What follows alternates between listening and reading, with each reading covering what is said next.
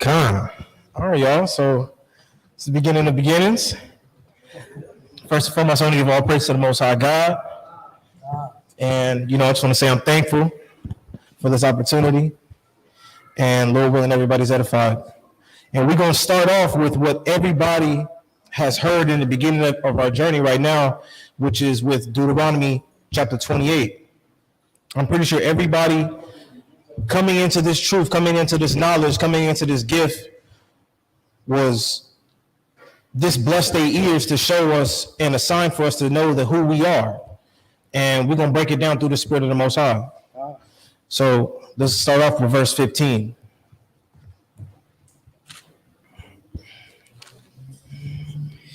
The book of Deuteronomy, chapter 28, verse 15. But it shall come to pass, if thou wilt not hearken unto the voice of the Lord thy God. So it says, if we will not hearken, meaning listen. Keep going. To observe to do all his commandments and his statutes, which I command thee this day. This day, Salakia. Go ahead. The Lord said, we will not listen unto his commandments, which we have not done since the beginning, even though when we said we would do it. Start from the top one more time. But it shall come to pass, if thou wilt not hearken unto the voice of the Lord thy God, to observe to do all his commandments and his statutes which I command thee this day. But all these curses shall come upon thee and overtake thee. All the curses that the Lord is going to bring out, it will cleave unto us and come upon us because we didn't listen to his commandments. That's what the curse is all about. Read 16 for me, please. Verse 16. Cursed shall thou be in the city, right? And cursed shall thou be in the field. Con, let me share my screen. Get started with the presentation.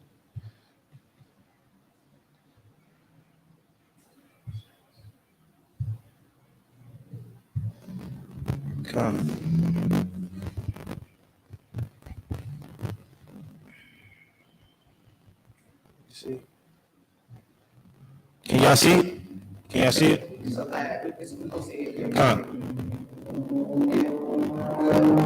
Okay, so read that one more time for me, brother. The book of Deuteronomy, chapter 28, verse 16. Cursed shall thou be in the city, right? And cursed shall thou be in the field. So cursed shall thou be in the city, cursed shall thou be in the field. And I know these curses have been upon us for a long time, but throughout this presentation, I want to dabble in the past and then also in the present day, just so we can get a glimpse of both sides. So when the Lord said, cursed shall thou be in the city, the first thing that came to my mind is homelessness and how it plagues our community in such a vast way. So I'm going to read this article. It says, racial inequality and homelessness by the numbers. Most minority groups in the United States experience homelessness at a higher rate than whites, and therefore making up a disproportionate share of all the homeless population. African Americans make up 13% of the general population, but more than 40% of the homeless population. So we make up 13% of the United States population, but damn near half of its homelessness, which doesn't make sense. But why? Because the Lord said, if you don't listen to these commandments, you're going to be cursed in the city. And in my opinion, what I see, that's a curse right there. Being homeless, not having shelter, not having nothing to lean upon, have nowhere to rest your head. It says, similarly, American Indians, Alaskan Natives, Native Hawaiians, and Pacific Islanders, and people who identify as two or more races make up a disproportionate share of the homeless population. Hispanics make up a share of homeless population approximately equal to their share of the general population. Whites and Asians are significantly underrepresented. You see, the whites and the Asians, that whoever's not inside that demographic is getting suffering. And we're going to drop down a little bit more, and this is what I really want to read. It says, the rate at which most minority groups experience homelessness is far greater than that of white and Asians. Measured at the number of people experience homelessness on a given night per 10,000 people in the population. So 10,000 people of every race, of the Native Hawaiians, the American Indians, blacks, Hispanics, 10,000 of them are experiencing homelessness every single night per person, per people. It's the highest rate of homelessness. American Indians have the second highest rate, followed by African Americans, people who identify as two or more races, and Hispanics. So our people, the children of Israel, are suffering homelessness, which is a curse. Curse shall not be in the city at an alarming rate.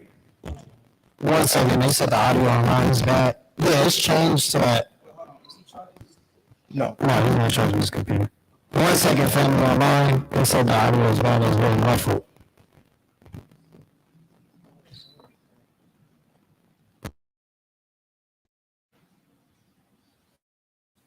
Do a mic check. Mic check, mic check. It's just a delay. Do another check.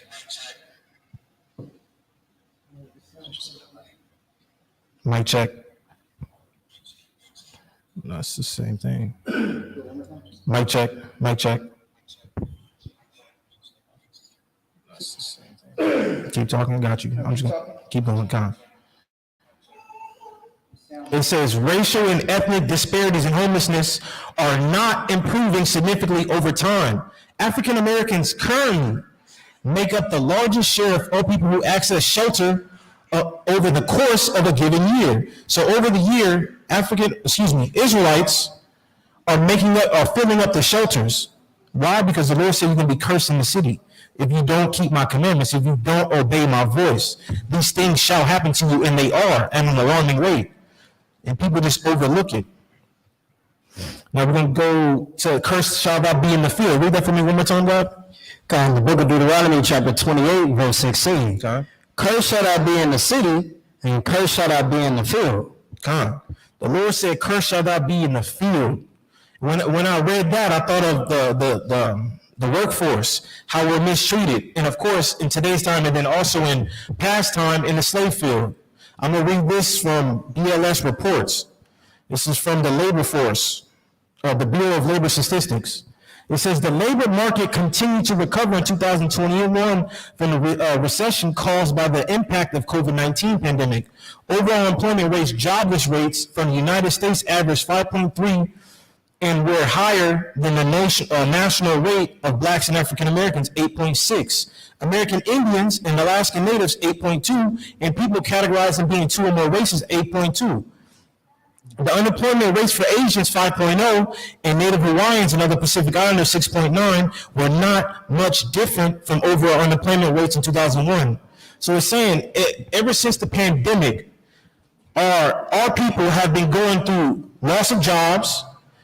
And this is just the article I found interesting. Ever since the pandemic, loss of jobs, especially for us. But when it comes down to the whites and to the Asians, they've been stable throughout every single time. No matter what happens, they're always going to be stable. Because the Lord didn't give them laws. The Lord didn't give them this blessing. He didn't give them the curses or the blessings. But he gave it to us. And with that, and like I said, I wanted to travel back in time a little bit and give the lifestyle and how we were treated and how we lived on the cotton fields. I'm going to start from the top. It says slave life varied greatly depending on many factors. Life on the field meant working sun up to sundown, 6 days a week, and having food sometimes not suitable for an animal to eat. So the food that they was giving us wasn't even fit for the dogs or fit for the horses or the pigs, but they were serving it to us. Plantation slaves lived in small shacks with a dirt floor and little or no furniture. Life on large plantations with a cruel overseer was oftentimes the worst. However, work for a small farm owner who was not doing well could mean not being fed. So if the owner or the overseer or if you want to say the master wasn't doing well, you wasn't getting no food because he wasn't getting no profit.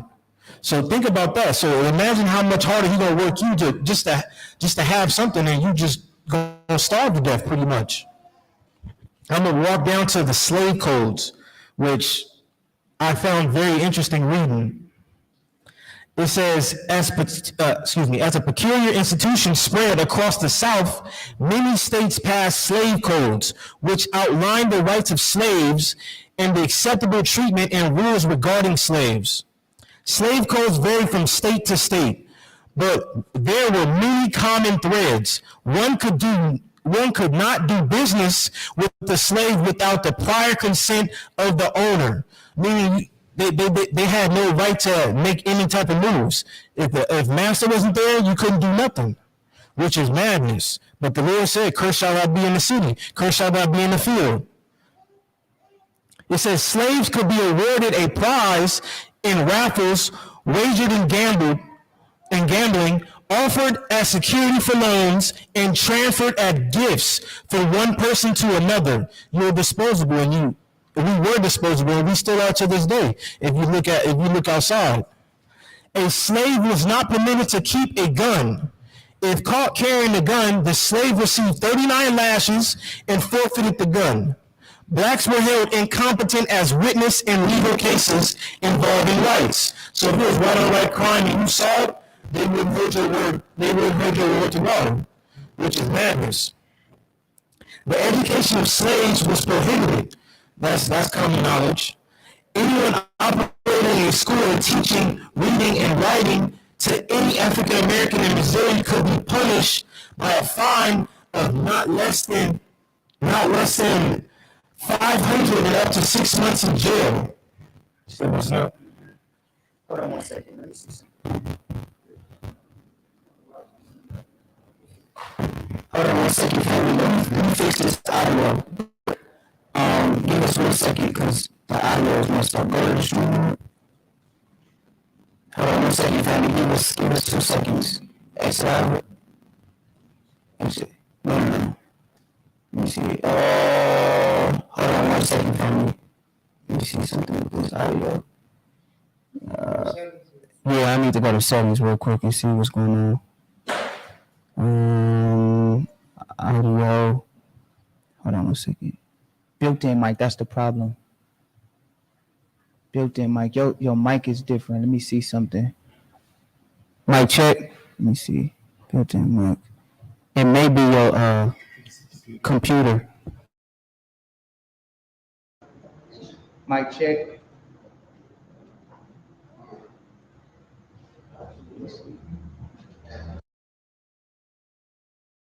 I'm gonna make sure.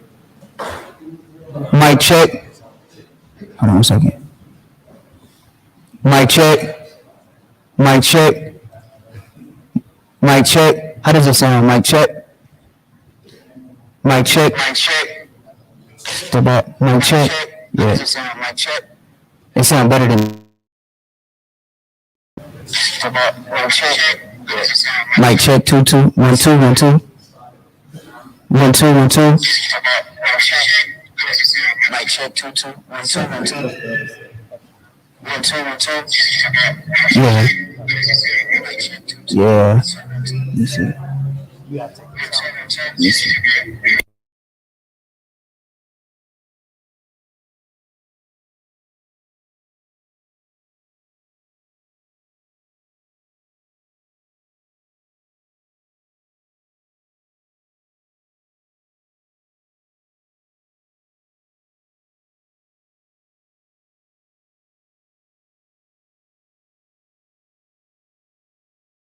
One, two. You got your.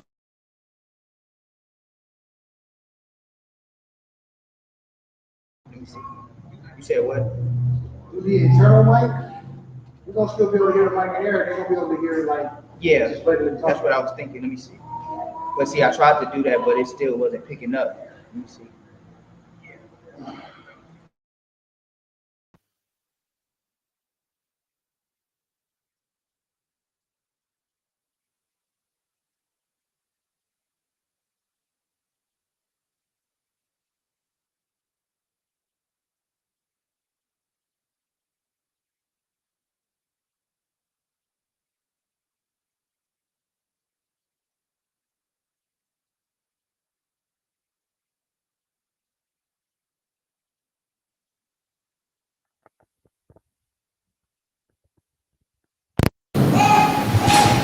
Let me see. 1 2 1 2. Listen how it is, man. 1 2 1 2. All right, family. What we're gonna have to do is we're gonna have to leave the studio. We're gonna come right back on. So everybody that's online, oh, you don't? Okay, come. Hold on 1 second, family. We're gonna switch computers because I believe it's the brother's computer. So I don't know. I don't know why it's doing that though. It's no other way. Yeah, it's for sure the computer, right? Yeah, but this why we gotta test this before we. You know what I mean? Yeah. Hold on 1 second, family. Now let me ask you a question. You can still read your sources. You just might not be able to share your screen. That's fine. Yeah. Because because they'll still be able to see it on here though. I believe. Because you can still share your. Well, we'll see. Let's see. Thank you for your patience, family. We're trying to get this audio together. The brother Emmanuel is his first time teaching, and he's actually doing real good right now. He's actually doing real good, but clap it up for Emmanuel, man. Mic check. Now leave the studio so we can switch it. All right, family. So we about to switch computers out so the brother can continue his lesson. Sit tight for us. Sit tight for us, family. Sit tight. All right. And I can notice it's a lag in your computer too. Yeah, you gotta get it.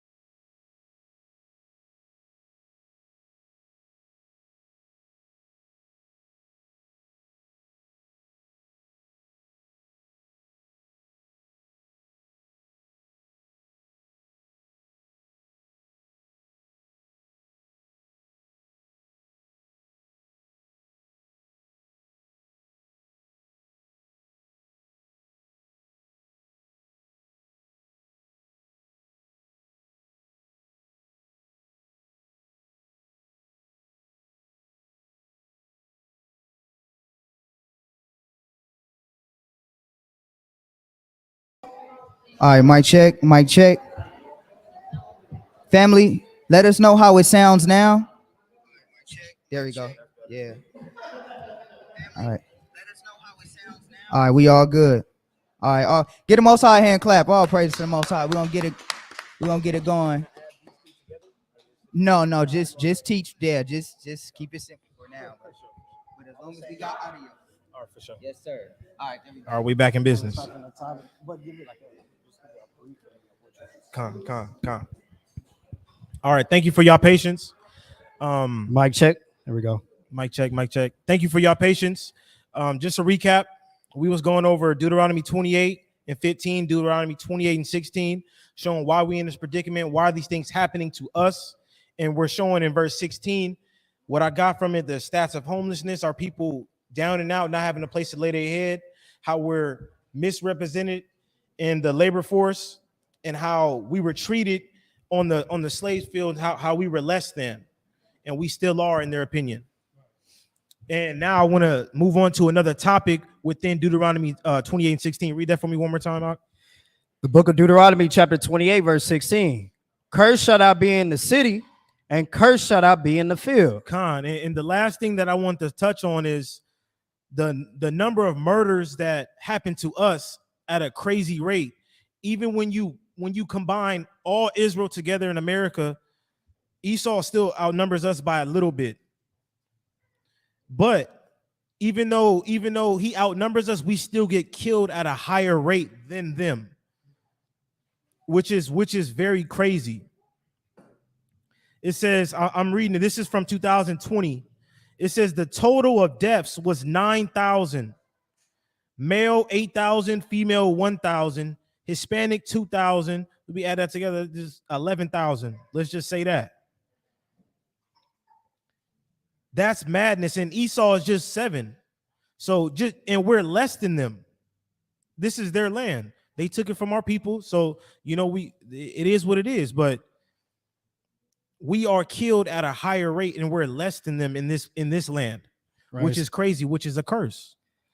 So what the brother just brought out right there since we can't share the screen so everybody can see it, he's showing the statistics of how many murders there was of our blacks and brown people, right?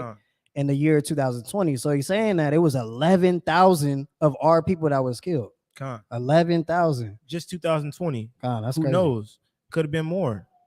Those are just the ones that are shown. Con. Now let's go to verse 17. The book of Deuteronomy, chapter 28, verse 17. Con. Cursed shall be thy basket and thy store. Con. Cursed shall be thy basket in thy store. The first thing that came to my mind is our store and how we get the lower end of the groceries, how we get the scraps pretty much through everything, through our dairy, through our poultry, everything. We get the bottom of it. That's not popping up, which is a tragedy. I actually wrote it down. So the number of business owners in America says, "Cursed shall be thy store." I believe the stat that I showed or that I looked up, it says 60% of white people own businesses in America, which is madness. 60%. 60% of white people own businesses in America, which is madness. And this, I'm telling you, look, and I'm gonna put you on game. The Lord with us. Damn, I wish I had. It's not loading up. With us, it's below. I believe it's below like 6-7% of just Southern Kingdom, African Americans, quote unquote, 6%, and there's 39 million of us total in America, so on. So this is a couple years ago, this article, but yeah, the disparity between the business owning and us making our own money is ridiculous, because the Lord said, "Cursed shall be thy basket and thy store." We got to go to them for everything, for their businesses, for everything that we have here. We have to go to them. What is it? Read it again, Ak. God, the book of Deuteronomy, chapter 28, verse 17. Cursed shall be thy basket Con. and thy store. And cursed shall be thy basket. The first thing that came to my mind is welfare. I'm gonna read this article. It's from Center of Budget and Policy Priorities. It says African Americans benefit disproportionately from the food stamps program. 1 in 3 food stamp households is headed by an African American. More than a third of food stamp benefits, over $10 billion per year, and are issued to African Americans. According to the census data, African Americans make up 12% of the U.S. population. Nearly 9 million African Americans receive food stamps each month.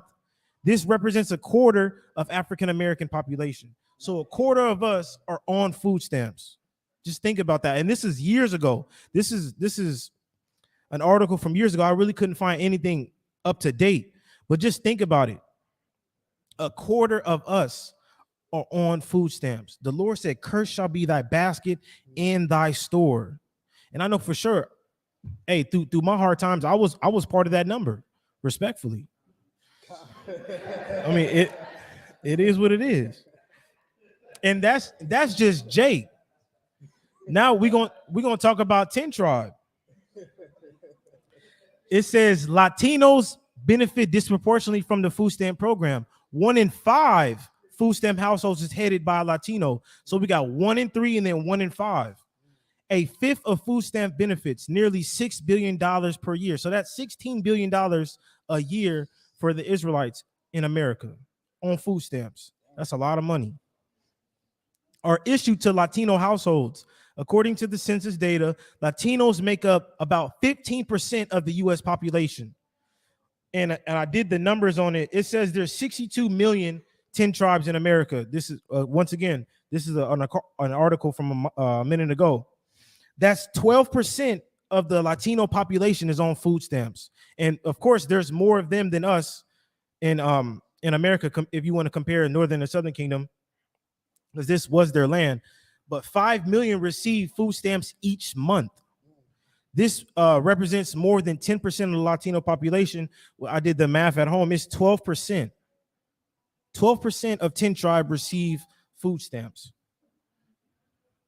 What the Lord say? What shall happen to us? He says, "Cursed shall be thy basket and thy store." And this is a curse, which is living out to this day. And I actually want to go home and actually dig deeper into it. Actually, bring out Haggai 1 and 6 before I go forward. because everything that's going on is scripturally based. Everything that happens to us, the food that we eat, the jobs that we work, everything that we do is scriptural based. Now you good, take your time.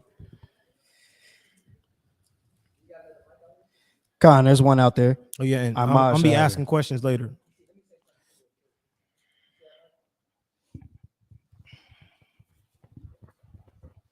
You got to think about it. If it's 12% of the Hispanic population within America, we're not talking about the 10 tribe that's in Right. Mexico. Right. You're just saying in Canada. America, that's 12%. What was the percentage of black people? It was 9%, so it was a fourth. So 9%. But No, it was 9 million on welfare, 39 total population, so a fourth of Jake's on welfare. Okay. So say 25%. 25%. Now think about it. Esau owns 65% of businesses. Right. So those numbers, when you put it in perspective of how many percentage of the white man owns the businesses, pretty much he owns majority of everything, Right. and we're living off of him. God. Everything. Majority of our people are living off of him For sure. and own nothing, but we borrow. We're Right. borrowing. And that's a curse. And that's why they don't want you. That's why the Christians don't want you to go into the curses. It'll pull the wool from your eyes. God, no, that's a good point too, because also if we didn't even talk about the other nations Right. ruling or having ownership as well. If we only have 6% of all the businesses, and that shows a problem. It shows that you are oppressed, or it Right. shows that you have someone that's ruling over you. Right? For sure. Con. For sure. I wish that link would pop up, but it was working yesterday. Man.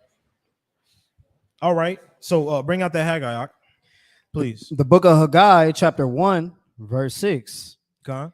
Ye have sown much, Right. and bring in little. We have done so much in this land by building up the White House, by building up these government buildings, by building everything, by working in those fields, but we've sown little. We have nothing to show for it. Keep going.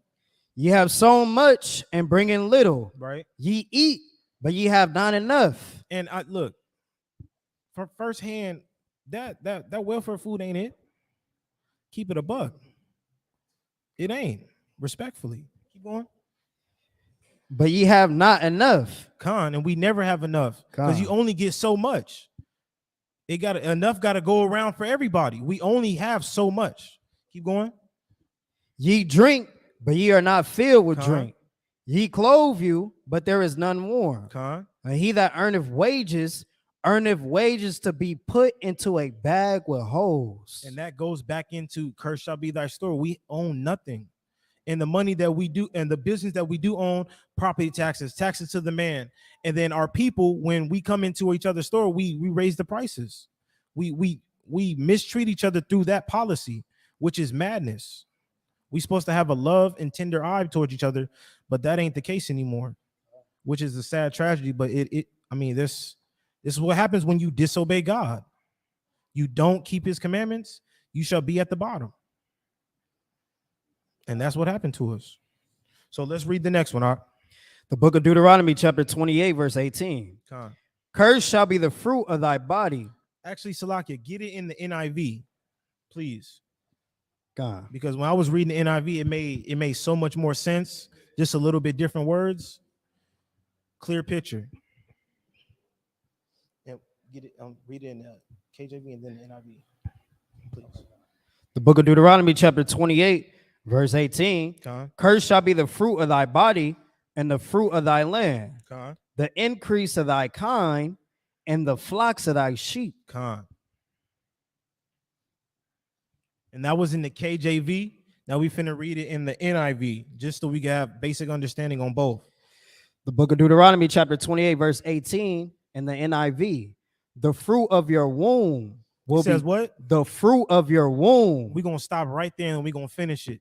When I read that, the first thing that came to my mind was the abortion rates and what's going on in this country with our people, with our sisters, because you can see the marches going on, but if you actually look at the stats and hear the quotes and what people say, it makes 110%.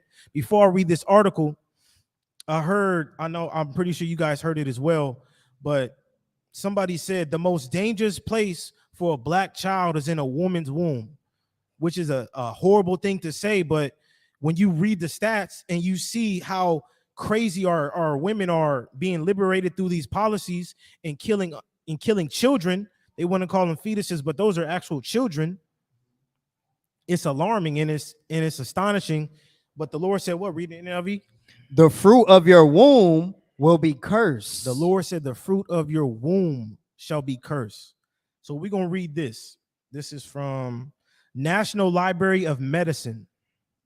It says black women have been experiencing induced abortion at a rate nearly 4 times that of white women for at least 3 decades and likely much longer.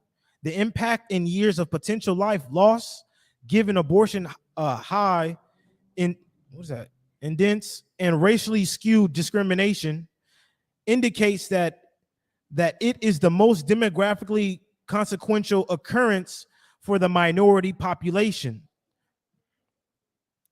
I'm going to read this other part. It says, while induced abortion remains a continuous political issue, which it is, there is no credible scientific doubt that a unique human life begins at conception, which I agree, and therefore ends with an abortion.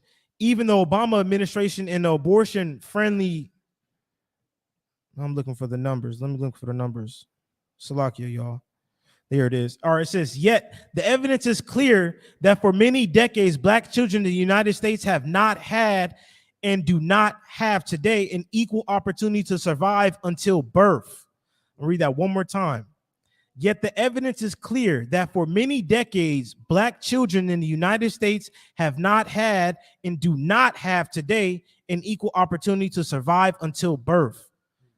That means our women are getting abortions at a high alarming rate, and they don't have a chance to survive, our children.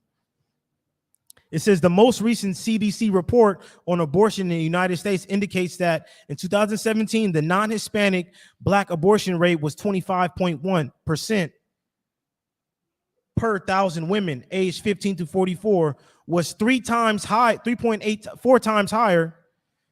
the non-Hispanic white race of 6.6%. One could reasonably hope, given the pattern of declining abortion rates for 3 decades, that the racial disparity in abortion also will be decreasing. However, between 2017 and 2016, the black rate declined 29% and the white rate declined 33%, meaning that the racial disparity actually increased rather than decreasing during that time period. So even though over that period of time it's decreased, but for the white people, it decreased more than us compared to us. So in reality, it increased, which is madness. And the Lord said, read it one more time in NIV, please. It says the fruit of your womb And then will all the be way cursed, and the crops of your land, and the calves of your herds, and the lambs of your flocks. So I have a question for Mosh. I got a question for Mosh. What did they promise us when they let us go from the fields, from the cotton fields? What did they promise us? 40 acres and a lousy ass mule. Did that ever happen? Hell no. Okay, we're gonna read why. It says 40 acres and a mule. And when I found this when I was finishing the rest of my lesson, it struck a nerve in my mind, but we're gonna keep going. It says 40 acres and a mule, a phrase echoed throughout the South in the aftermath of the Civil War, asserting the right of a newly freed African American to redistribute land, partially those plantations confiscated by U.S. troops during the war. So they was going to give us the land that was taken over from the losing party of the war as compensation for unpaid labor during slavery, which racks up in the trillions. Many historians trace the phrase to General William T. Sherman, Special Fields Order number 15, issued on January 16th, 1865, which set aside 30-mile tract land along the South Carolinas and Georgia coast from former slaves and promised the armies help securing loan mules in addition. And Fred Men's Bureau initially was authorized to divide abandoned and confiscated lands into 40 acres tracts of rentals and eventually sales to refuge and former slaves. So they were going to get the land that was confiscated and that was left to nobody after the war. But what did they do? Let's keep reading. It says, despite the efforts of radical Republicans during the Reconstitution period, however, significant land redistribution measures ultimately were abandoned, and virtually all Southern lands were returned to white owners. The resulting sharecropping system left the social economic structure of slavery initially intact in the South. So they promised us these things. They were doing all this effort, but at the end, they reneged. They changed their mind like they always do. Let me get Sirach 12 and 10. And I know some of us, when that information was being passed around, we was getting a little hope. We was getting our hopes up. You know, we're gonna have our own land. We know how to till the earth. We're gonna have an animal. We're gonna have these things to do to build up our own place, to build up our own profitability. But at the end, they reneged like they always do. And that's why the Lord says this. The book of Sirach, or Ecclesiasticus, chapter 12, verse 10. Con. Never trust thine enemy, for like as iron rusteth, so is his wickedness. Never trust your enemy. Back then, we should have been, if we were in the scriptures, the Lord would have, through the spirit of the Most High, we would knew they was going to renege. We know they was going to lie. If we actually knew the history of our forefathers and our brothers that got this land taken from them, we know that they break treaties all the time. So why we trust them with that lie? You know, get our hopes up. Speaking in past tense, of course, and of course today as well. Finish that off, Ark. Verse 11. Though he humble himself Con. and go crouching, Right. yet take good heed and beware of him. Mm-hmm. And thou shalt be like unto him as if thou hadst wiped a looking glass. The Lord said, though he humbled himself, this man, we fought in their wars, and he was gathering the land for us, but at the end he reneged and changed his mind. The Lord said, don't trust these people. Nothing but vagabonds. Respectfully. Come on, bring it out. God, it's a precept, Proverbs chapter 26, verse 25. Con. When he speaketh fair, believe him not. One more time from the top. When he speaketh fair, believe him not. I'm going to give you 40 acres in the mule and some land, and you're going to be good. When he speaketh fair, believe him not. Con. For there are 7 abominations in his heart. Hey, don't trust the white man. Don't trust the Asian man. Don't trust the African man. Definitely don't trust the Arab man. Trust in the Lord with all your heart. And we're going to keep it pushing. Bring out Deuteronomy 28:19, please. The book of Deuteronomy chapter 28, verse 19. Con. Cursed shall thou be when thou comest in, Uh-huh. and cursed shall thou be when thou goest out. And when I read this, the old English was messing with my mind a little bit. So get it in the NLT. Yes, sir, in the NLT. Because when I read it in the NLT, I'm like, damn. Let me know when you got it, Doc. And then read it in the KJV one more time, and then the NLT, please. Come the KJV, Deuteronomy chapter 28, verse 19. Cursed shall thou be when thou comest in, and cursed shall thou be when thou goest out. Con. Now in the NLT, it says, you will be cursed when you come in, and cursed when you go out. Con. The Lord said, curse when you go in and curse when you go out. Wherever you step your foot, you are going to be cursed, and you're going to be at the bottom. And I got this. I'm gonna read this new article from, what is that? CBS News? Yeah, CBS News article in 2022. It says, after all the attention the Black Lives Matter led racially justice movement generated after George Floyd's death in 2020, the new data shows that the number of Black people killed by police have actually increased over the last 2 years. So when George Floyd was killed to today, the killing by police has increased, which is crazy because everybody saw that video. But the Lord said, curse shall be when I come in, and curse shall I be when I go out. When you leave your house, you have an opportunity to be another number. It says, according to the data collected by the Washington Post, police shot and killed at least 1,055 people nationwide last year. So this was in what, 2021, 2022, just last year. The most since the newspaper began tracking fatal shootings by officers in 2015. This is more than 1,021 shootings in 2020 and 999 in 2019. Black people, who account for 13% of the U.S. population, accounted for 27% of those fatal shots and killed by police in 2021. And once again, we make up 13% of the population, but we were killed 27% of the time. Every time a police killed somebody, which is crazy. It's like, how can the percentage of fatal shots outweigh the population? It's disturbing. But what did the Lord say would happen? Curse, you will be cursed when you come in and cursed when you go out. When you leave your house or even inside your house. You know, like, was it the sister Breonna Taylor? Killed in her house. Curse when you come in and curse when you go out. You just had a new one too. I forgot the brother name, but he went to the wrong house to go pick up his dad. He went to go pick up, I think, with his sister or his sibling. He went to go pick her up, and he went to the wrong house.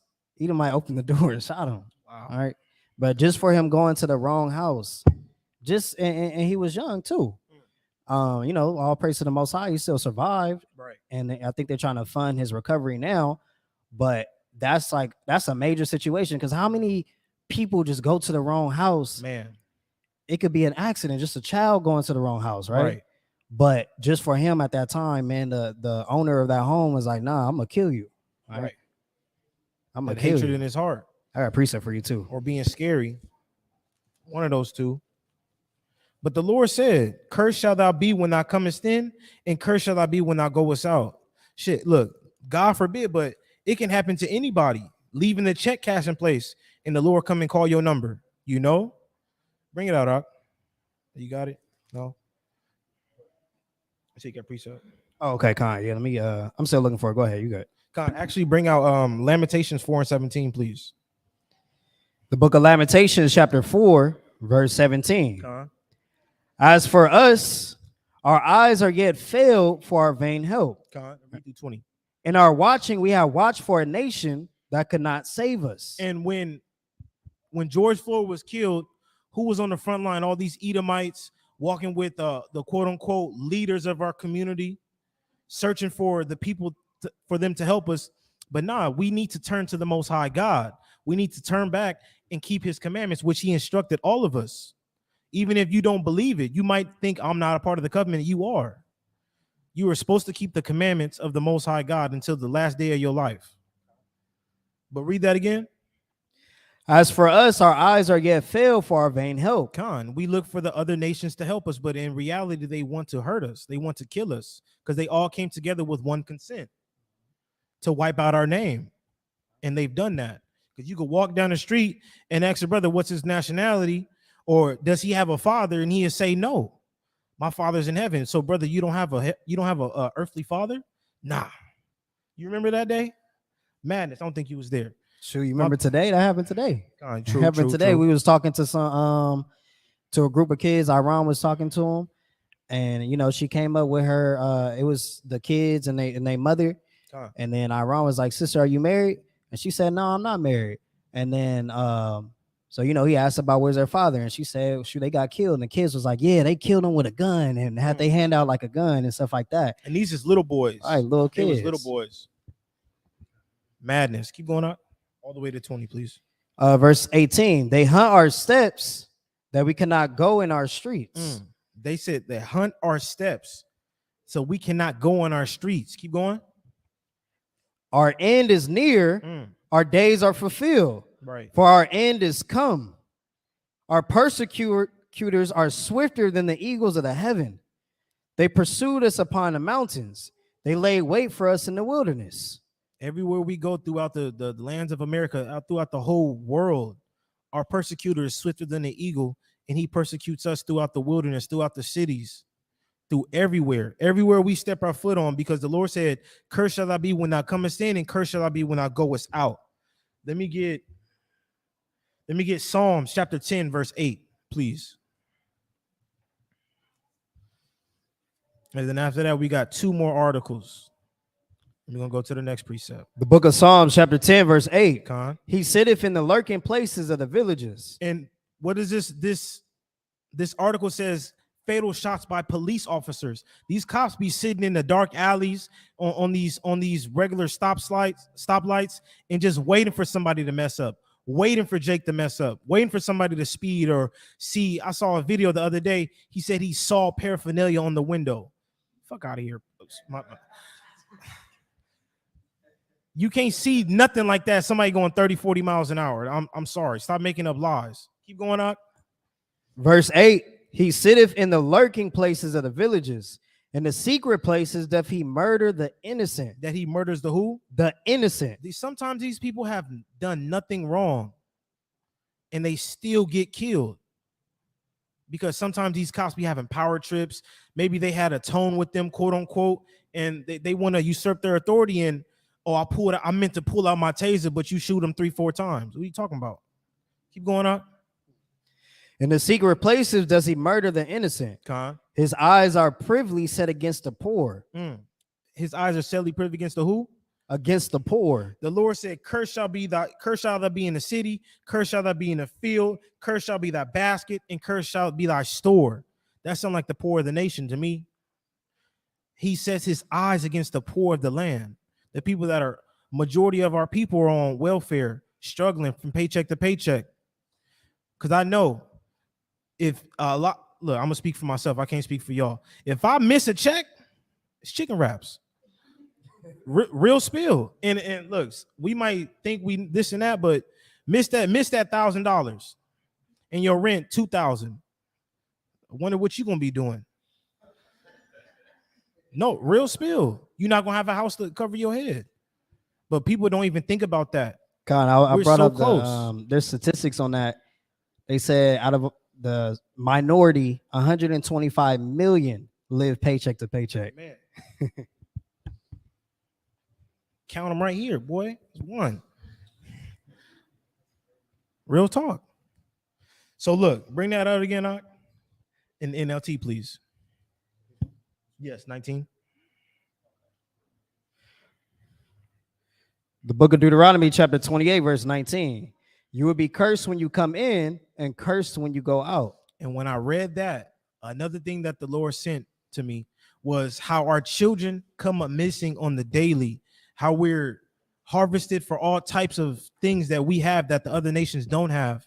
How if our child, I know I had to took the bus to middle school and high school and whatnot, the school bus, but just imagine you walking down the street.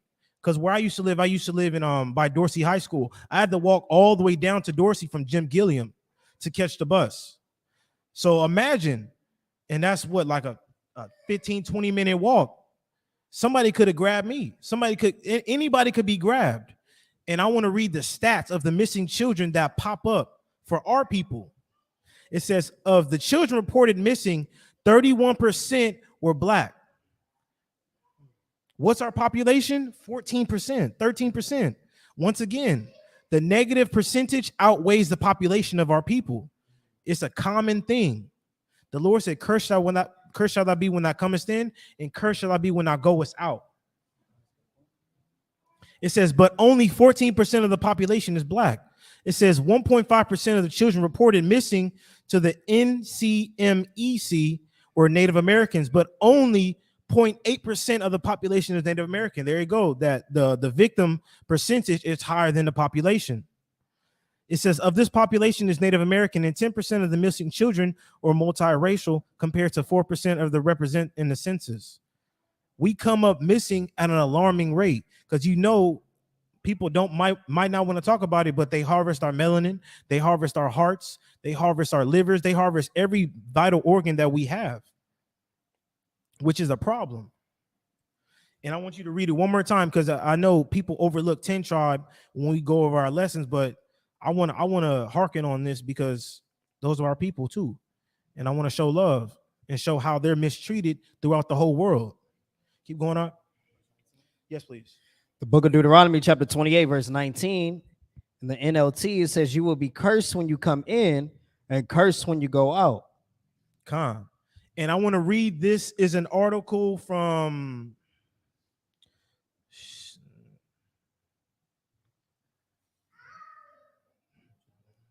HRW, like the brother said. It says they treat you like you are worthless. This is in 2021.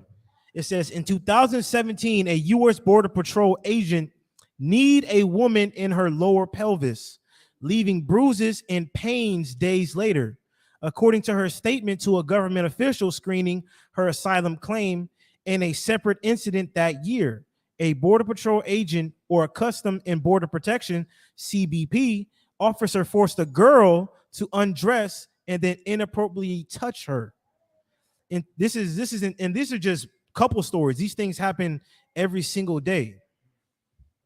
It says in 2018, a CBP officer hit another asylum applicant, a 10 tribe looking for asylum, so hard he was knocked unconscious and suffered brain swelling. That same year, an officer wearing a green uniform consent with those of the Border Patrol asked an asylum applicant to give him, shall I say it? To give him oral sex in exchange for being released from custody. Another asylum applicant was bitten in the testicles by a Border Patrol service dog and denied medical treatment for about 1 month, and ultimately had to have his testicles surgically removed.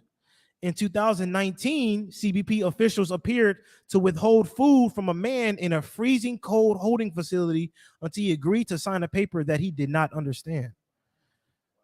So this happens to us every single day throughout the whole year. And guess what? This was our 10 Tribes Brothers land before them thugs came over here.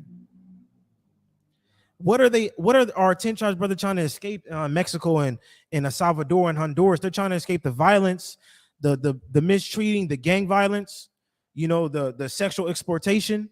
But what happens when they think they're coming to the land of the free, the land, an asylum of hope? They run into degenerates that abuse them and use them and just take advantage of people that are looking for help. But the Lord said, "Cursed shall thou be when thou comest in, and cursed shall thou be when thou goest out." No matter where you step your foot on this God-given earth, you are going to be persecuted. You're going to be cursed. No matter what, you're trying to escape violence and you run into violence, you leave in violence, and no matter where you go, these things will happen to you. Thus saith the Lord God.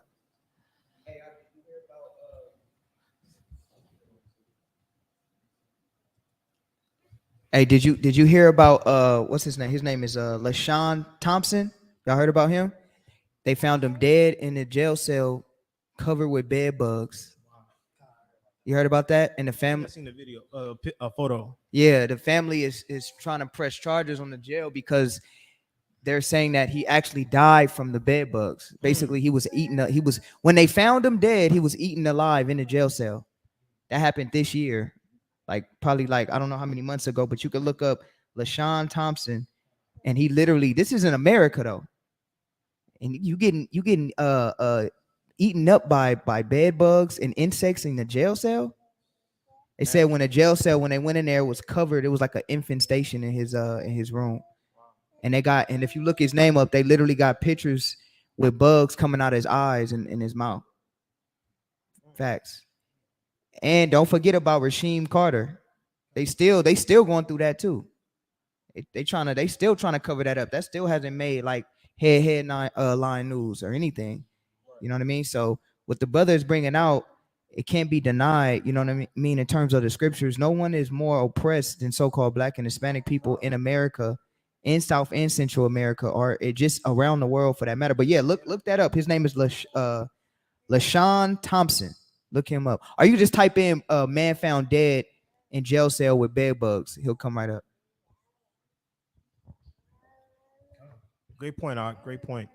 So now we're going to move to verse 20. Please. God, the book of Deuteronomy, chapter 28, verse 20. The Lord shall send upon thee cursing, vexation, and rebuke in all that thou settest thine hand unto for to do, until thou be destroyed, and until thou perish quickly, because of the wickedness of thy doings, whereby thou hast forsaken me. Because we have what? Whereby thou hast forsaken me. We have forsaken the Most High God in our deeds, in our minds, in our worship. Everything that has happened to us that we read from 15 to 20 is of our own doing. We broke the covenant, like we were talking about today. We disobeyed. We said we would obey, but then we reneged and went to go serve idols, went to go do other things. And that's why, and people might get mad at us, but the Most High had all right to do what he did to us because we were disobedient. We didn't listen. We reneged. We forsook him. Let me get, I believe it's Deuteronomy 8 and 11, please.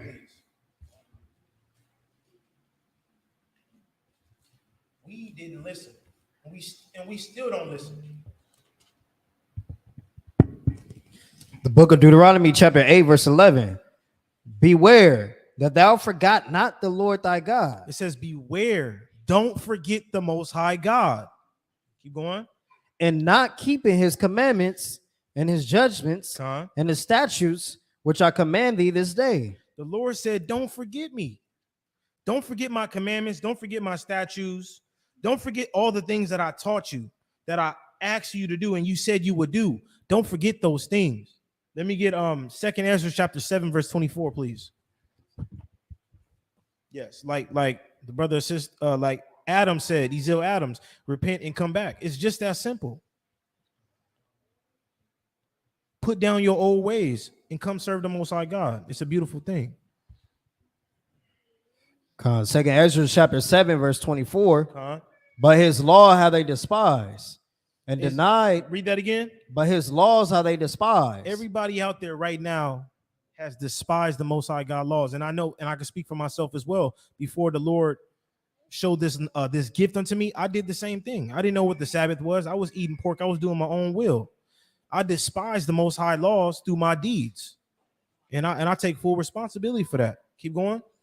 But his law have they despised and denied his covenants. Denied his covenants. We was talking to some 10 tribes outside, and they was pretty much mocking and laughing at us because, well, me and I believe me and Kalab was talking, and we overheard them on the side saying they really think they're Jews, mocking at us and laughing at us. But when we was talking to you, brother, he said, "No, I'm a Gentile." Come on, bro. You don't even know you're a part of the holy covenant that can give you eternal life. But you so far away from the Most High, you don't even see that. Keep going. It says, but his law have they despised and denied his covenants. And his statutes have they not been faithful, and have not performed his works. We have not done that before this truth. And even in the word, I feel like we can do better. We can be better. You know, there's always room for improvement. No matter how long you've been in this or how early you've been in this, there's always room for improvement to keep the Most High. You know, to serve him. You can never do too much. You know, and once again, we broke his commandments. We were sent into captivity. We were vexed through blasting and mildews, and everything that the Lord said would happen to us happened because we want to be stiff-necked and hard-hearted people. So read 21 and 22, please.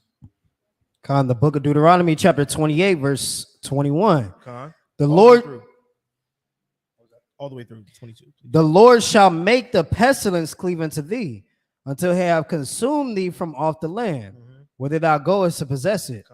The Lord shall smite thee with a consumption, and with a fever, and with an inflammation, and with an extreme burning, and with a sword, and with blasting, and with mildew, and they shall pursue thee until thou perish. And when I read this, the first thing that came to my mind was the transatlantic slave trade. I got a question for Tahar. What is another word for the transatlantic slave trade? I believe you were there when Ratazan taught us this. But like, what's another phrase for it? What was it also known as? Go ahead, Doc. Say it again. Well, I didn't hear you. What was the transatlantic slave trade also known as? It was known as the Middle Passage. All praise to the Most High. Salakia. The Middle Passage. A lot of people don't know that or have that information. But if you could look that up, you get a lot more information just putting those 3 words in there. So now we're going to read the conditions of the Middle Passage, also known as the transatlantic slave trade. It says life on board slave ships. I wish I could share the screen, but you know, it is what it is. The website is nationalmuseumliverpool.org. We're trying to stay away from Wikipedia over here. It says enslavers ships spent several months traveling to different parts of the coast, buying their cargo, the cargo being the children of Israel, which is madness. The captives were often in poor health from their physical and mental abuse they had suffered. They were taken on board, stripped naked, and examined from head to toe by the captain or doctor. It says conditions on board ships during the Middle Passage were appalling. Men were packed together below deck and were secured by leg irons.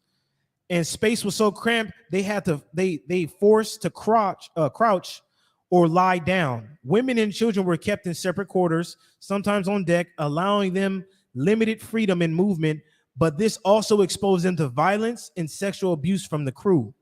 The air in the hold was foul and putrid. Seasickness was common and the heat was oppressive. The lack of sanitation, suffocating conditions meant that there were constant threat of diseases, epidemic of fevers, dysentery, the flux, which is, I believe, the dysentery is, and smallpox were frequent. Captives endured these conditions for about 2 months and sometimes longer. All the things that happened to us happened on these slave ships and when we got off as well, but you can only imagine 300, 400 people on a cargo slave ship crouched together. I'm gonna keep it a buck. Front side to your backside, going on a ship 2 months, people throwing up, people having kids, women on they monthly. These things happened to us and we survived it through the Spirit of the Most High, but everything happened because we were disobedient. So now I wanted to play this video, but I'm just going to go to the part where he was talking about the diseases that were very popular and that was happening on the slave boats. So it says the fevers were the general fevers, malignant fever. Damn, how you pronounce that? Pleuritic fever, Bilois fever, nervous fever, putrid fever, yellow fever, inflammatory fever, remnant fever. And those are just fevers. It says the respiratory sicknesses that caused death at sea and the things that plagued our people was inflammation of the lungs. The Lord said what? Read 22 again, please. Verse 22, the Lord shall smite thee with the consumption and with a fever, Right. and with the inflammation, Right. and with an extreme burning, Mm-hmm. and with the sword, and with blasting, with mildew, and they shall pursue thee until thou perish. All these things happen to us. A lot of people died from jumping off the boats, but a lot of people died from sicknesses, from respiratory viruses, from inflammation of the lungs, from all types of fevers that, I'm gonna be honest, I've never heard or seen in my life. It says consumption, a respiratory virus. It says the decline of respiratory. So people were suffocating down there. Gas, what was that? And the intestines, a virus of the intestines. It says flux, dysentery, diarrhea, and it says accidents, drowned, suicides, jumped overboard. So these, and they all have percentages next to them. This I wish everybody could see, but a lot of our people were dying from inflammation, the flux, fevers in general. It was a bunch of things were happening to us upon these ships, and the Lord said it would happen to us. So, and on that note, I wanted to speak on certain things as well that, once again, in past time and then in today's time, it says Black Americans died earlier than white Americans. Once again, this is from the National Library of Medicine. It says Black Americans died earlier than white Americans for most of the causes of deaths looked at in the study. It says when adjusting for age, sex, and level of education, the number of potential life years lost from all causes was 35% greater for Black than whites. So when you adjusted the age, the sex, and the level of education, we died at a 35% greater rate than other races. Other than whites. Black people and white people lost 7% and 5% potential life years before the age of 75 per person. And once again, our percentage of death when we have 75 people is higher than the white counterpart. It says respectively a difference of 1.8 years, 99% confidence interval, 1.4 to 2.8%. The author wrote. This is what I really wanted to get to, because this is where our people mess up at, and these are the things that have our numbers higher than the other people, which is what you're gonna see what it is. It says the cause of death that mostly contributed to the disparity between the races were hypertension, HIV, diabetes, and homicide. Cardiovascular disease was the leading cause of death among Black people, 31%. What is hypertension? I want to ask, Tazawar, what's hypertension?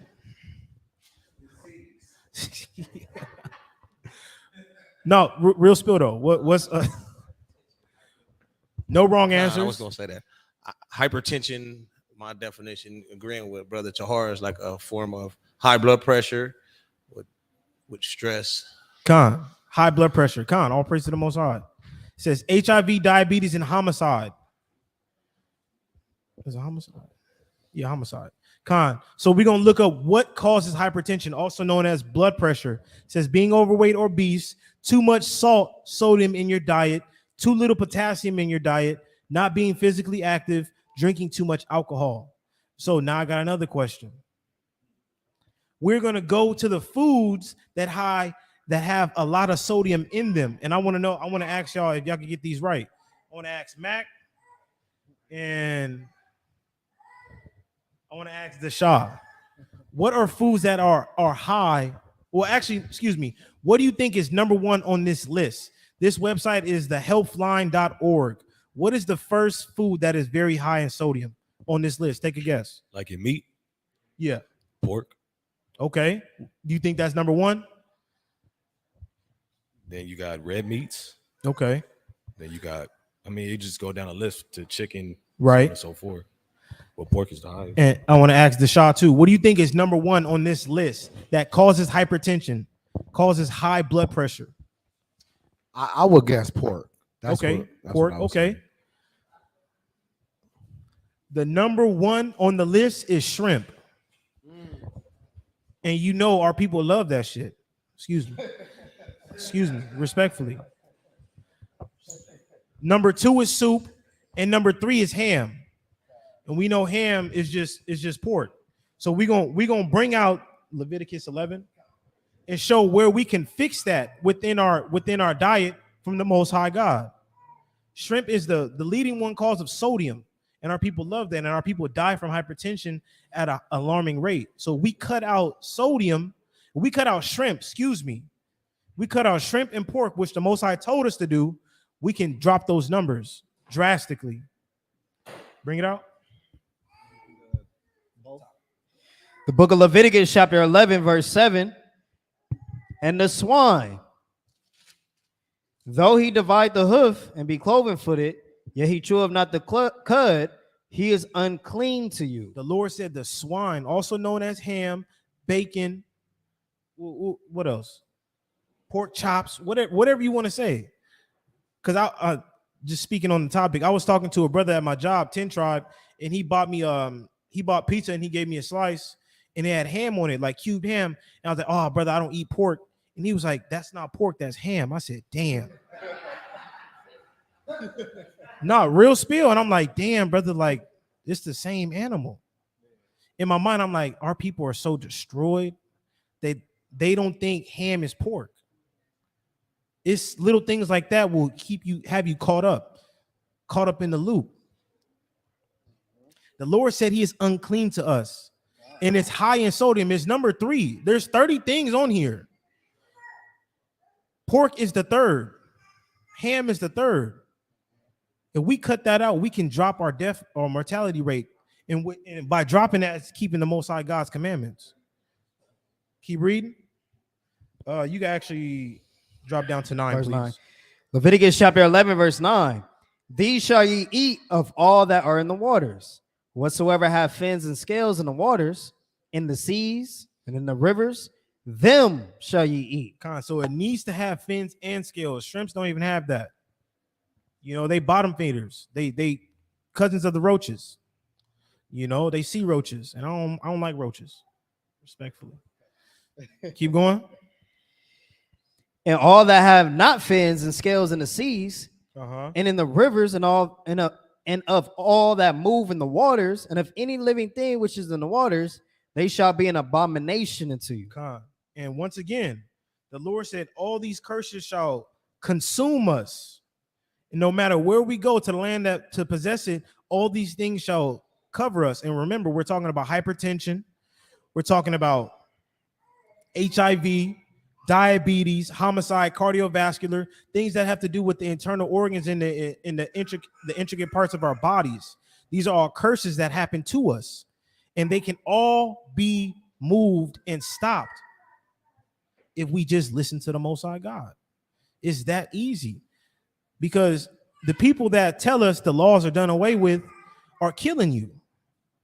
You know, the law keeps you alive. And I know for sure, a personal testimony, my father was going through it. He had diabetes, and he was in jeopardy of losing his his knee, from his knee down, because of his high blood pressure and his high diabetes.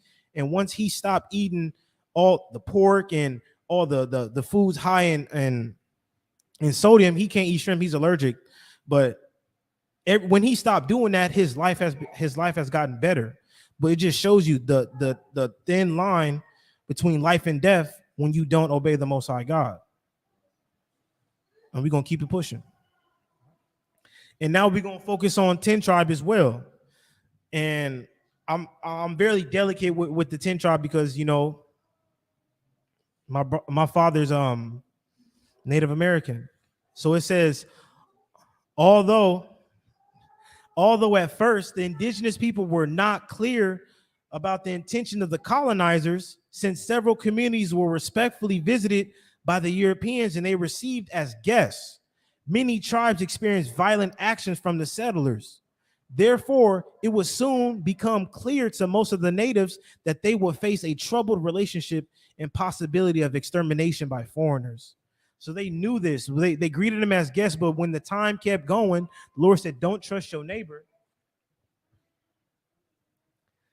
They fall from that, and they knew they messed up. They should have killed them right when they got off that boat. But the nature of our people, you know, loving and kind, it betrayed them in that moment.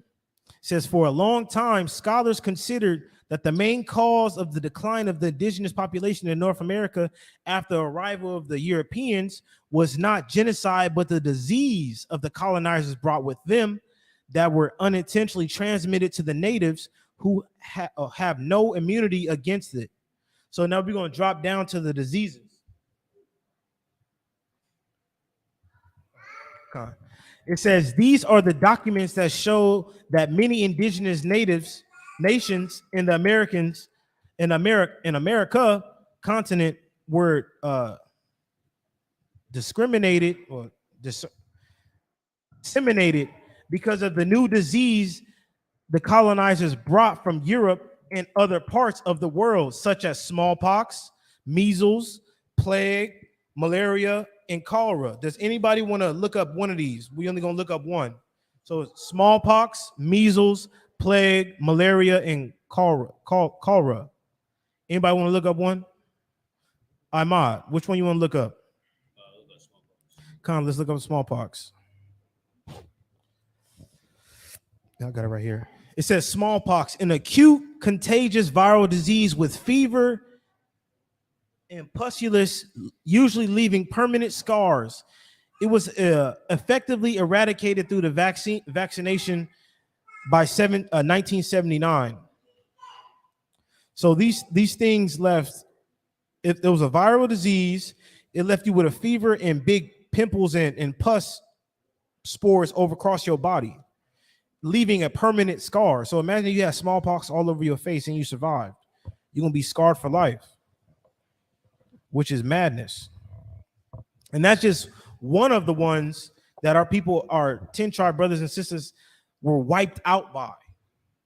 And I wanted to pair that one with the decreasing of the population from when the white man came to when they settled everybody, how the numbers of our people decreased and just evaporated from the face of the earth. It says William M. This is from the University of Wisconsin. It says William N. Deneva writes that the discovery of America was followed by the possibility, or possibly the greatest demographic disaster in the history of the world. I agree. It says research by some scholars provide the population estimate of the pre-contact Americas to be as high as 112 million in 1492, while other estimates the population has been as low as 8 million. In case the native population declined to less than 6 million. So we're going 100 million to 6 million in what, 200 years? Which is madness. All because of these diseases, and of course, also because they didn't keep the commandments of the Most High God. That's exactly why. That's what happened to our people, to our brothers and sisters. 112 million to 6 million. Just imagine that. Imagine you've never seen generations ever again. Ever again. We almost done, family. All right. So read 23 for me, please. And I want to ask Kalab, what does this mean to you? The book of Deuteronomy, chapter 28, verse 23. And thy heaven that is over thy head shall be brass, and the earth that is under thee shall be iron. What does that mean to you, Kalab? Meaning basically, you're not gonna have like things in a plentifulest way, or like you're not gonna have an abundance of certain things. Like the Lord said, our land flows with milk and honey, meaning we had a prosperous and rich and like resourceful land. Okay. What about you, Mosh? What do you think that meant? Let me see. It says thy heaven that is over thee should be like brass. So basically we like them caged birds that can't be, set free. Because we look up, we see hell. We look down, we see hell all around us. You know what I'm saying? So that becomes our walk of life. That's right. And that's going to be upon us no matter where we go. The Lord said, thy heaven shall be over thy head shall be brass, and the earth under thee shall be as iron. No matter where we go, no matter what we do, we're going to be in a depressed state. No matter what happens to us. And you got to remember, the Lord didn't send us over here for vacation. He sent us over here to execute our judgment, to fulfill what we have done against him. We're not on here sipping margaritas and doing the cha-cha. We out here struggling, out here depressed. A lot of us are mentally ill. A lot of us ain't have nothing, And I want to bring some precepts out as well. Everything happened to us because we were disobedient. Let me get that Ecclesiastes chapter 10 verse 7, please. And then also just to kind of add on to that about the heaven being over you like brass. I mean, the Lord, he didn't, in this time, like you look at brass is a metal, right? And it's a metal that's more stronger than steel. So he used this specifically to say like what Masha's saying, being a caged bird or locked in, there's no communication that you have with the Lord.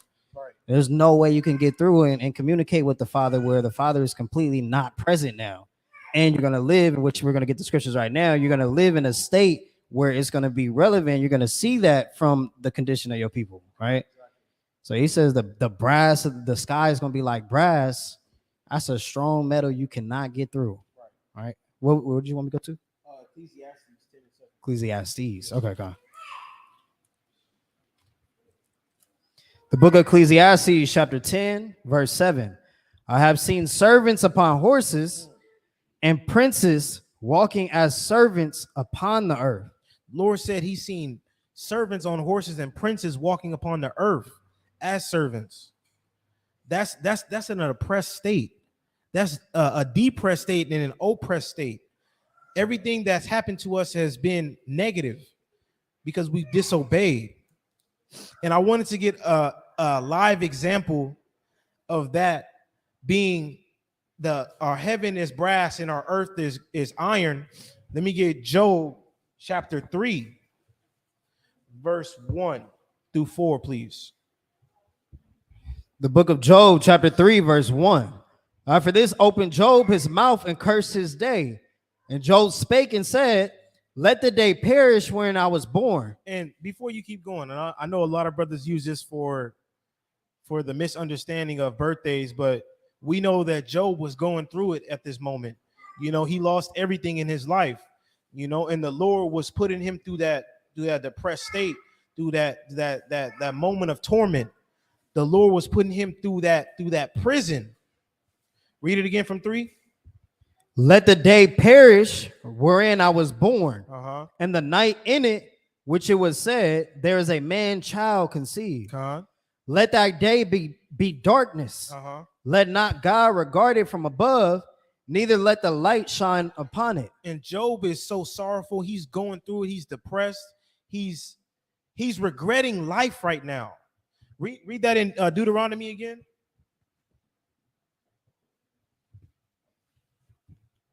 He's regretting life right now. He's going through it. The book of Everything has been taken away from him. My bad, Doc. Everything has been taken away from him, and he's suffering. And that's the state that our people are in, because the Lord said, thy heaven that is over thy head shall be brass, and the earth that is under thee shall be as iron. We're living in a prison. That's how Job was feeling, like his life was pointless. And I can only imagine the brothers locked down behind bars that's never seeing life again, that's never seeing the outside of the walls again, how they feeling, you know? I Lord willing, I never know how it feels, but I can only imagine what the brothers is going through. Read it, please. The book of Deuteronomy, chapter 28, verse 23. Con. And thy heaven that is over thy head shall be brass, and the earth that is under thee shall be iron. Con, and bring out John 9:31, please. Because we know brass is a metal. It's hard, it's solid. Bring that out. The book of John, chapter 9, verse 31. Now we know that God heareth not sinners. How can God hear our prayers if above us is iron, above us is brass? How can the Lord hear our prayers? And of course, you know, we're sinning. The Lord said these things will be upon you if you don't keep my commandments. So if the heaven above us is brass, how is the Most High going to hear our prayers? Keep going. But if any man be a worshiper of God and doeth his will, him he heareth. And if you do the will of the Most High, these curses will not be upon you. The Lord said, read 15 again, please. Yes, sir. Deuteronomy chapter 28, verse 15. But it shall come to pass, if thou wilt not hearken unto the voice of the Lord thy God, to observe to do all his commandments and his statutes which I command thee this day, that all these curses shall come upon thee and overtake thee. The Lord said to observe and to do all his commandments and his statutes which I command thee this day. If you listen to the Most High God, that mental prison shall be lifted up from you. That prison of the depression and that iron sky shall be lifted up from you, and the Most High hear your prayers. If you listen, if you do as you said you would do. All right, verse 24, please. Verse 24. The Lord shall make the rain of thy land powder and dust. From heaven shall it come down upon thee until thou be destroyed. And I'm gonna be honest with this one. I was looking up so many things, but it was hard to find because you got to type in certain things in Google to find certain things. But what I did find is about the California agricultural drought and how has it affected everybody across the United States. It says, according to the UC Merced study conducted for the state, California farmers lost nearly 400,000 acres of agricultural land upplanted last year because of lack of water. The Lord said, the Lord shall shall make the rain of thy land powder and dust. 400,000 acres was lost because the lack of water, because we had no water to feed the crops that provide food to everybody across the land. It says this result, the study found, was a direct economic cost to farmers of $1.1 billion and the loss of nearly 9,000 agricultural jobs. So the Lord said, it shall it come down upon thee until thou be destroyed. 9,000 people, and those are just speaking about the jobs, lost their jobs. And what if that was the paycheck that kept somebody from being homeless? What if that was the paycheck that kept somebody from not going to school? You know, what if that was the paycheck that you were the only one working in your house and now the kids don't have formula to eat? You know, and it cost $1.1 billion. So, you know, people in the West Coast were hurting just off of that, because now there's no food, there's no jobs to pluck up anything, there's no water. So how do we eat as a people? The Lord closed up the heavens and said, we're not getting no rain because of our disobedience, and we need rain to cultivate the land. And I'm gonna read this article from Harvard. It says nearly 4 in 10 Black Hispanics families facing food insecurity during pandemic. So during the pandemic, our people were struggling. Everything that was happening because of the lack of water, everything was happening. It was trickling down.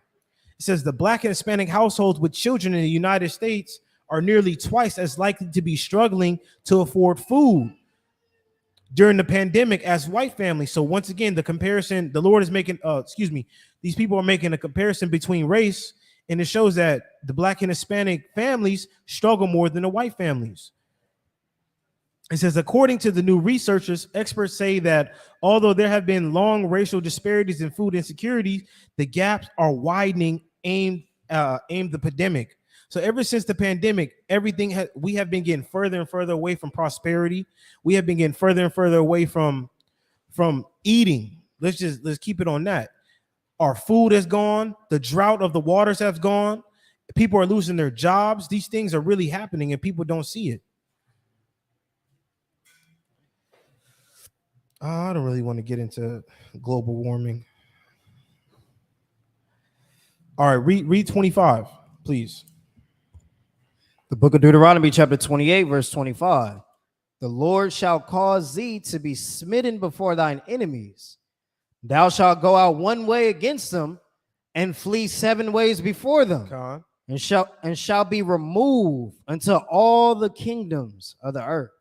So we know that this happened many times over the years. We know it happened with the Egyptians, it happened with the Assyrians, happened with the Babylonians, with the Greeks, the Persians, and the Medes. It happened throughout time, but I want to focus on certain aspects of it.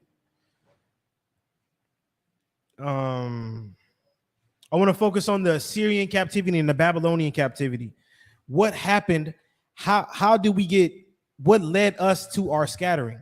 Because after the Assyrian captivity, 10 tribes went to Arsareth, and they to a land that people nobody knew. So let's get the origins of it. Let me get 1 Kings 12 and 28, please.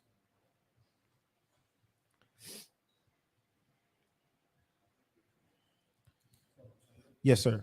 The book of 1 Kings, chapter 12, verse 28. Whereupon the king took counsel and made 2 calves of gold and said unto them. And this king is Jeroboam. Keep going. It is too much for you to go up to Jerusalem. Behold thy gods, O Israel, which brought thee out of the land of Egypt. And Jeroboam was referring, he made 2 calves, 2 golden calves. This is when the kingdom was split, I believe. Jeroboam made 2 calves, causing Israel to go into idolatry, starting off the end of the beginning of the diaspora.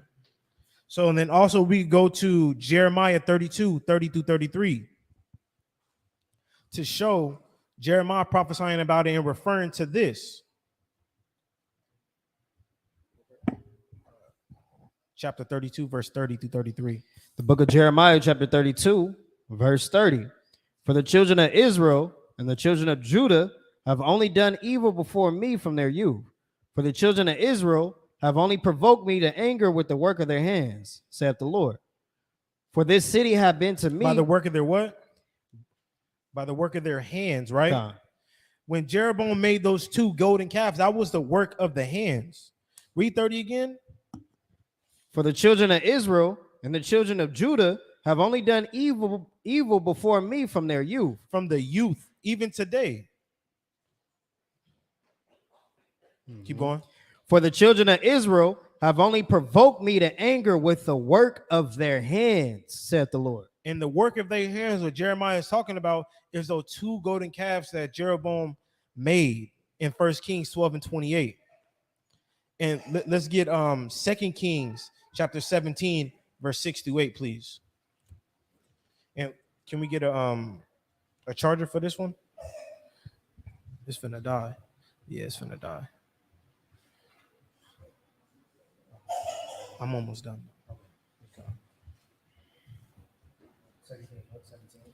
17, 6 to 8, please. The book of 2 Kings, chapter 17, verse 6.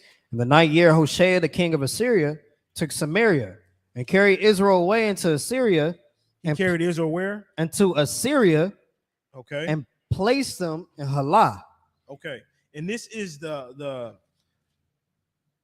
documentation, the history of Israel being led away into Assyria. Now you can drop down to 22 in the same chapter, 22 and 23, please. Verse 22. For the children of Israel walked in all the sins of Jeroboam, which what he did. What did Jeroboam do? He made them golden calves, like we did in the wilderness with Aaron. Jeroboam walked Israel walked in the sins of Jeroboam. Keep going. For the children of Israel walked in all the sins of Jeroboam, which he did. They departed not from them. And they departed not from them golden calves. They were saying, these are the gods that delivered us from Egypt, just like how they did in the wilderness. Keep going. Until the Lord removed Israel out of his sight. And he did that by taking them to Assyria. And from there, the diaspora began. Keep going. Until the Lord removed Israel out of his sight, as he has said by all his servants, the prophets. So was Israel carried away out of their own land to Assyria unto this day. And the children of Israel have been scattered ever since. Ever since they disobeyed the Most High God, committed idolatry, created them golden calves and worshiped them after their king Jeroboam. We've been going off ever since. I'm almost done, y'all. And I want to touch on the Southern Kingdom as well.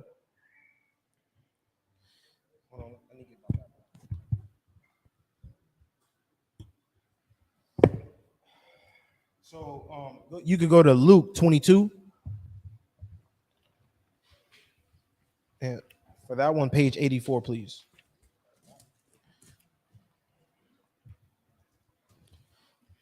And once again, the curse said, the Lord shall cause thee to be smitten before thine enemy. That means we're going to be killed and whooped before our enemies. And thou shalt go out one way against them and flee 7 ways. So when we lose, when we getting whooped, we're going to disperse like roaches turning on the lights. The lights turning on, you know what I mean.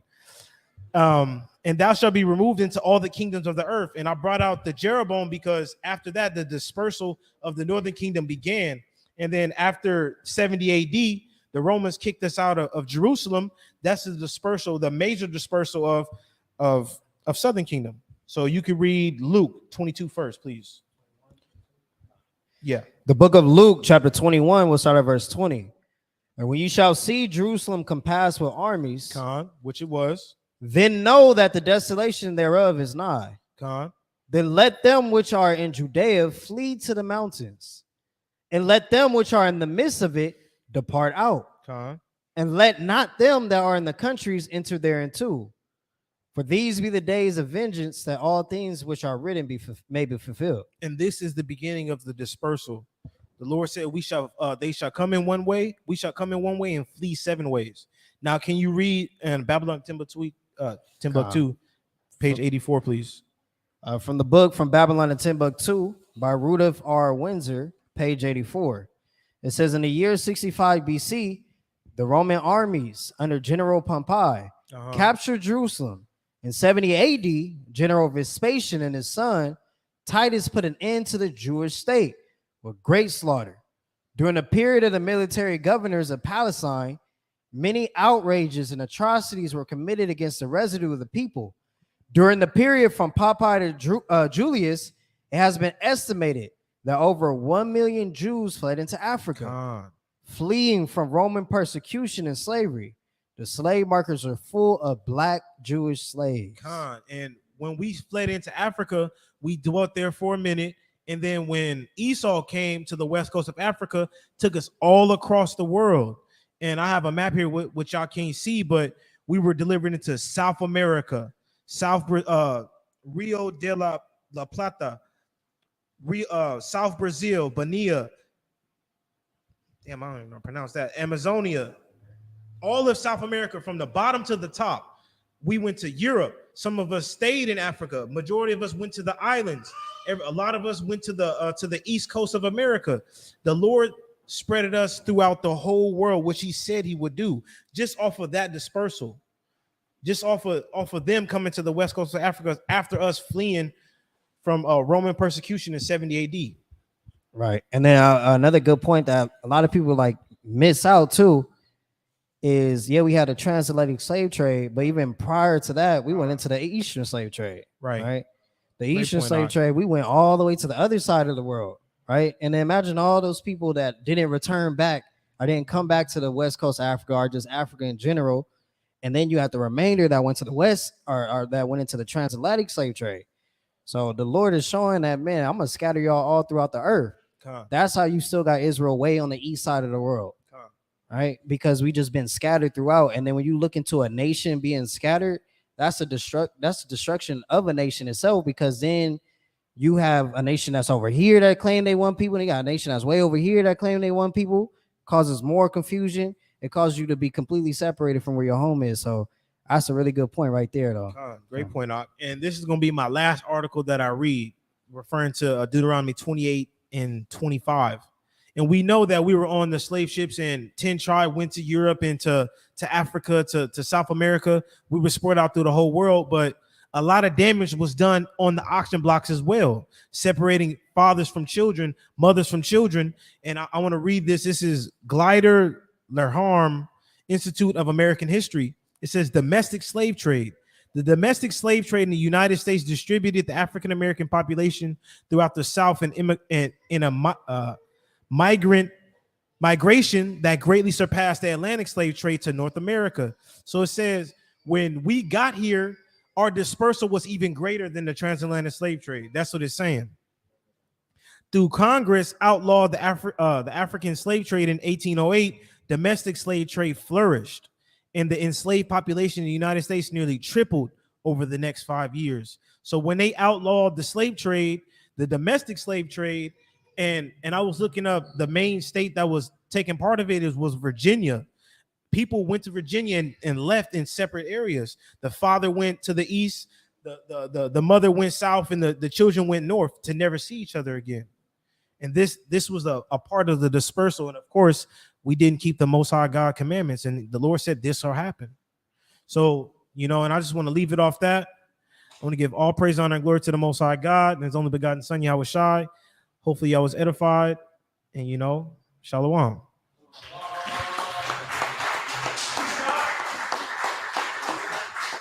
Shalom to the family online, and y'all have a good night. Have a good Sabbath.